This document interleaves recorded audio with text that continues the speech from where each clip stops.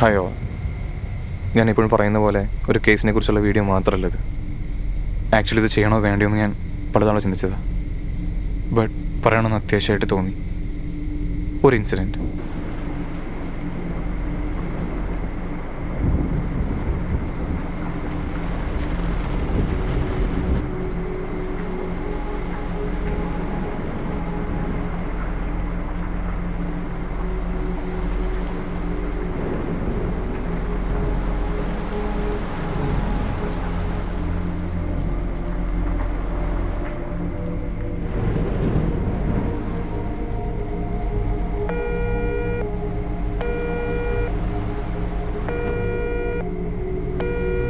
വിളിക്കുന്ന നമ്പർ ഇപ്പോൾ തിരക്കിലാണ്. ദയവായി അല്പസമയത്തിന് ശേഷം ശ്രമിക്കുക.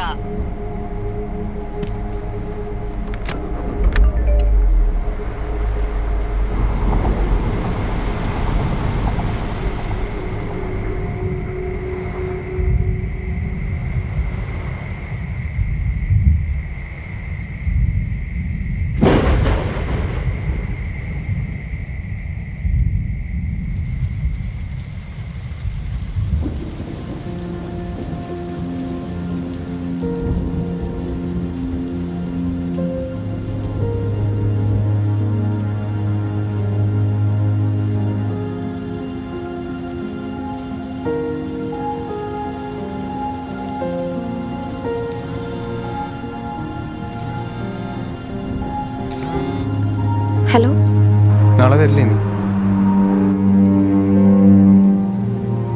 എടാ എനിക്ക് നാളെ വരാൻ പറ്റുമെന്ന് തോന്നുന്നില്ല. സുസിനോട് എന്തായാലും പോയാൽ പറ്റും. ഹലോ ഹലോ മറ്റന്നാ മോർണിംഗ് ഫ്ലൈറ്റ്. നീ എങ്ങനെയും വരാൻ പറ്റുമോ നമുക്ക്? ഓക്കേടാ, ഞാൻ നോക്കിയിട്ട് വിളിക്കാം.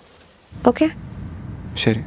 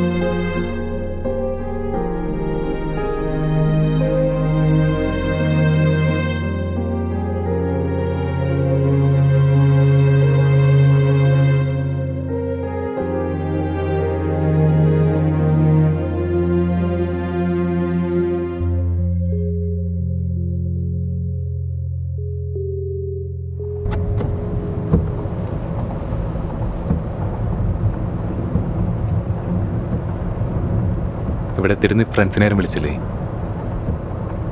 ആ വിളിച്ചു. പിന്നെ നാളെ നമുക്ക് എന്തായാലും ഒന്ന് ഓഫീസിലോട്ട് ഇറങ്ങാം. അവരെല്ലാവരും നിന്നെ കാണണമെന്ന് പറഞ്ഞിട്ട്.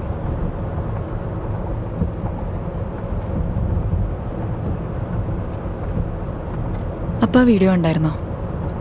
ഏത്? ആ കേസിൻ്റെ. ഞാനൊന്നും കണ്ടില്ല.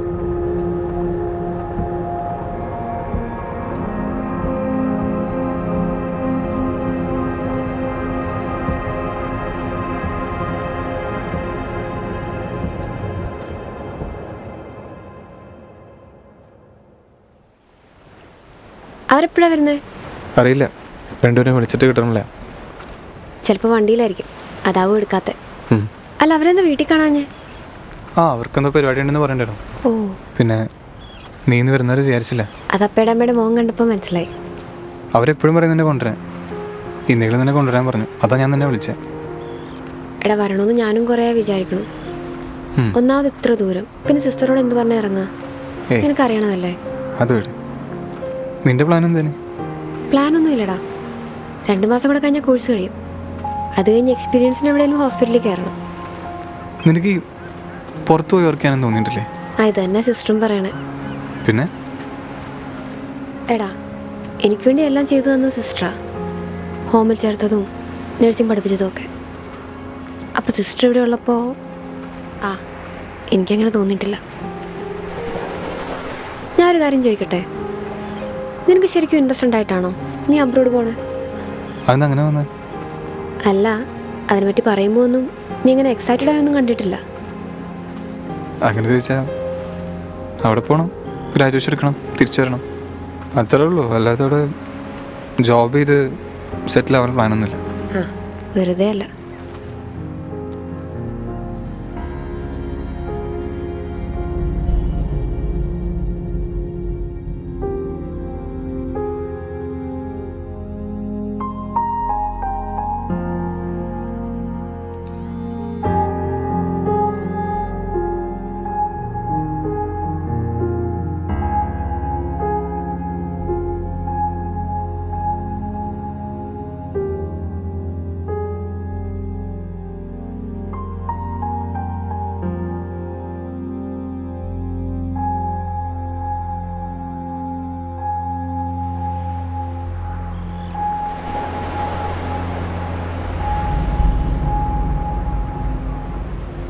എന്താടാ? നിജേട്ടനെന്താ ആക്സിഡൻ്റ് ആയിരുന്നു? അയ്യോ, ഇപ്പം ആരാ വിളിച്ചേ? ഫെബിയെ വിളിച്ചേ. അവരിപ്പോൾ ഹോസ്പിറ്റലാണോ? ഇപ്പം എത്തിച്ചെന്ന് പറഞ്ഞേ. കുഴപ്പമൊന്നുമില്ലല്ലോ. അറിയില്ല, നമുക്കൊരു കാര്യം നമുക്ക് വേഗം ഇറങ്ങിയാലോ? എന്നാൽ ഞാനും കൂടെ വരാം. ഏയ്, നിന്നാക്കിയിട്ടാണോ എനിക്ക് പോവാൻ? ഞാനും വരാം. വേണ്ട വേണ്ട, എൻ്റെ ഒപ്പം നീ എന്തായാലും ലേറ്റ് ആവും. പറഞ്ഞാ വാ. എന്നൊരു കാര്യം ചെയ്യും, നീ ചെല്ല്, ഞാൻ ട്രെയിനിൽ പൊക്കോളാം. ട്രെയിനില്ല? ഇപ്പോൾ ട്രെയിനൊക്കെ കാണും. അതൊക്കെ ഞാൻ പൊക്കോളാം. ഞാൻ പറയണേക്ക്, ഫെബിച്ചേട്ടനോട് തന്നെയല്ലേ, എന്തെങ്കിലും ആവശ്യത്തിനോ വിളിച്ചിട്ടുണ്ടാവാം. ലേറ്റ് ആയ സിസ്റ്ററോട് അത് ഞാൻ എന്തെങ്കിലും പറഞ്ഞോളാം. ചെല്ല്. ശരി വാ, ഞാൻ സ്റ്റേഷനിലാക്കാം. വാ.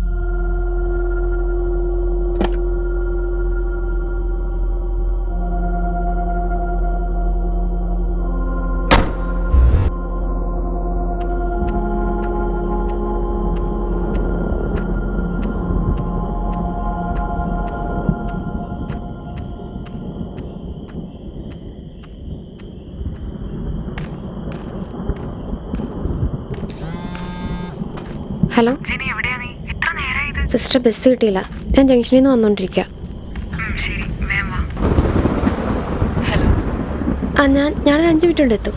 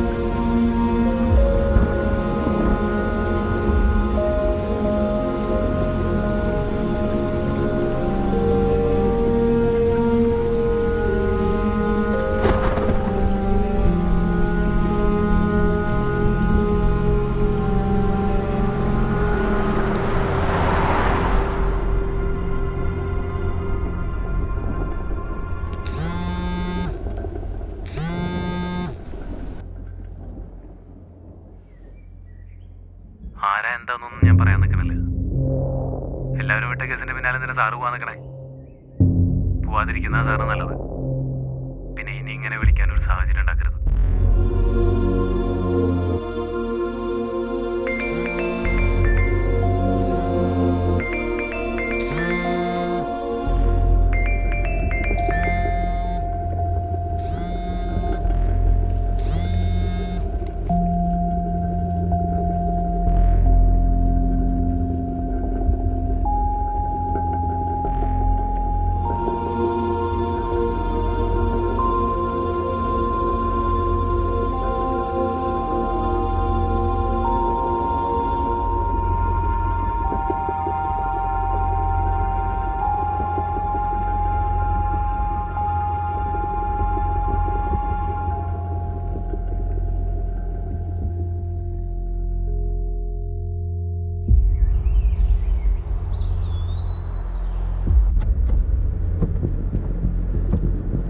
There is no evidence or witness or what happened here.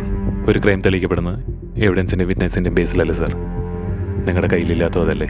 അതൊന്നും ഇല്ലാതല്ല, ഇല്ലാതാക്കുന്നതെന്ന് എനിക്കും അറിയാം, നിങ്ങൾക്കും അറിയാം. ഒരു ഇൻസിഡൻറ്റ്, അതിനെ രണ്ട് രീതിയിൽ സമീപിച്ച രണ്ട് വ്യക്തികളെ പറ്റിയുള്ളതാണ് ഈ വീഡിയോ. ഒരാൾ ചിലപ്പോൾ നിങ്ങൾക്ക് ഓൾറെഡി അറിയായിരിക്കും, criminal lawyer Anand. Sir as A lawyer അവരുടെ ക്ലയൻ്റ് ആയതുകൊണ്ട് അവർക്ക് എന്താണോ ചെയ്യേണ്ടത് അതേ ഞാൻ ചെയ്യുന്നുള്ളൂ. എൻ്റെ ജോലി അതാ. ആൻഡ് ദി അതർ വൺ, ജെനിമയുടെ കേസ് ഇൻവെസ്റ്റിഗേറ്റ് ചെയ്ത ഓഫീസർ ദീപക്. എവിടെയെങ്കിലൊക്കെ എത്തിപ്പെടാൻ വേണ്ടിയാണ് ഇവരെ പോലുള്ളവരുടെ കേസ് നിങ്ങൾ എടുക്കുന്നതെന്ന് എനിക്കറിയാം. പക്ഷേ ഈ കേസിനെ നിങ്ങൾ അങ്ങനെ കാണരുത്.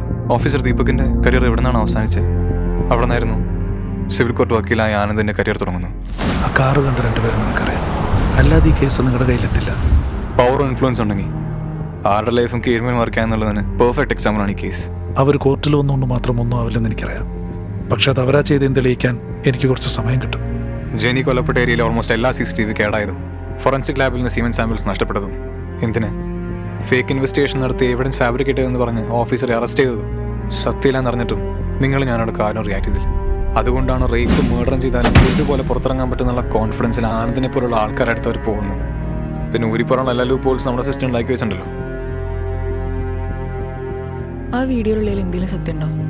ഞാൻ പറയണ പോലെ നീ ചെയ്ത ആനന്ദിനൊന്നും സംഭവിക്കില്ല. അവരവരും പറയണ കേട്ട് ഓരോരുത്തർ ചോദിക്കുന്ന ചോദ്യങ്ങൾക്ക് റിപ്ലൈ കൊടുക്കേണ്ട ആവശ്യം എനിക്കില്ല. അതിനു മുന്നേ സത്യം പറഞ്ഞ ഇത്രയും ചെയ്ത് എനിക്ക് എന്താ ചെയ്യാൻ പറ്റുമെന്ന് ബ്രേക്ക് അറിയായിരിക്കും. If you come after me, all will see what you just did. ഞാനില്ലെങ്കിൽ ഈ കേസ് എടുക്കാൻ വേറെ എത്ര പേര് വേണമെങ്കിലും വരും. അവരോടൊക്കെ സാർ ഇങ്ങനെ പറയൂ.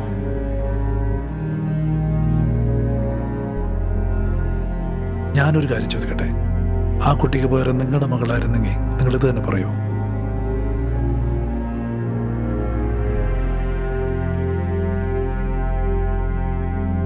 ഇന്ന് ഓഫീസറുടെ എനിക്കറിയില്ല, ബട്ട് ഈ കേസ് കറക്റ്റായിട്ട് യൂസ് ചെയ്ത ആനന്ദ് നമ്മുടെ മുന്നിലുണ്ട്. അയാളുടെ സെയിം മെന്റാലിറ്റി ഫോളോ ചെയ്യുന്നവർക്ക് പെർഫെക്റ്റ് എക്സാമ്പിൾ ആയിട്ട്. ഇനി ഈ പാത്ത് ഫോളോ ചെയ്ത് ആരൊക്കെ വരുന്നു കണ്ടറിയാം. ഒരു റേപ്പിസ്റ്റിന് വേണ്ടി 2 ലോയേഴ്സ് കോർട്ട് റെപ്രസെന്റ് ചെയ്യുന്നത് ചിലപ്പോൾ എവിടെയും കാണേണ്ടി വരും. നാളേക്ക് ജെന്നി കൊല്ലപ്പെട്ട് 4 വർഷമായി. പക്ഷെ അത് ചെയ്തവർക്ക് ശിക്ഷ വാങ്ങിച്ചു കൊടുക്കുന്നതിന് പകരം ആ കുട്ടി ആ സമയത്ത് ആരെ കണ്ടിട്ട് വരാണെന്ന് അറിയാനായിരുന്നു എല്ലാവർക്കും ആകാംക്ഷ. പിന്നെ ഇപ്പം ഇതിനെപ്പറ്റി ഞാൻ സംസാരിക്കുന്നത് പലരും വിചാരിക്കുന്നുണ്ടാവും. ബിക്കോസ് റീസെൻ്റായിട്ട് ആർക്കൊന്നും പറ്റിയില്ലല്ലോ. ഇനി പറ്റിയാൽ തന്നെ ഈ വീഡിയോയ്ക്ക് താഴെ നിങ്ങൾ കമൻറ്റ് ചെയ്ത് റിയാക്ട് ചെയ്തിട്ട് പോകും. then everybody will go back to their normal life. Sadly, that's a reality. But as a lawman, I'm not going to do that. ഇനിയിപ്പോൾ അതുകൊണ്ട് നാളെ എനിക്ക് എന്തെങ്കിലും സംഭവിക്കുമെന്ന് എനിക്കറിയില്ല. Yes, that's all. And happy Independence Day to all.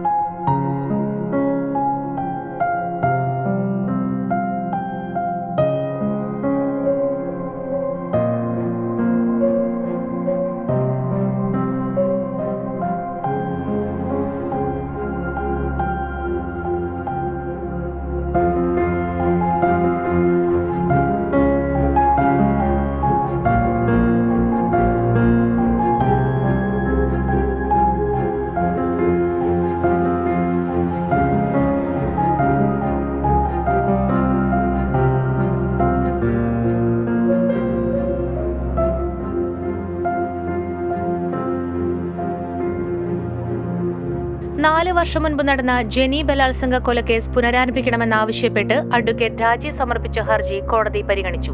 കേസിൽ മുൻപ് ശ്രദ്ധയിൽപ്പെടാതിരുന്ന നിർണായകമായ തെളിവുകളുടെ അടിസ്ഥാനത്തിൽ പുനരന്വേഷണം നടത്തണമെന്ന് കോടതി ഉത്തരവിട്ടു.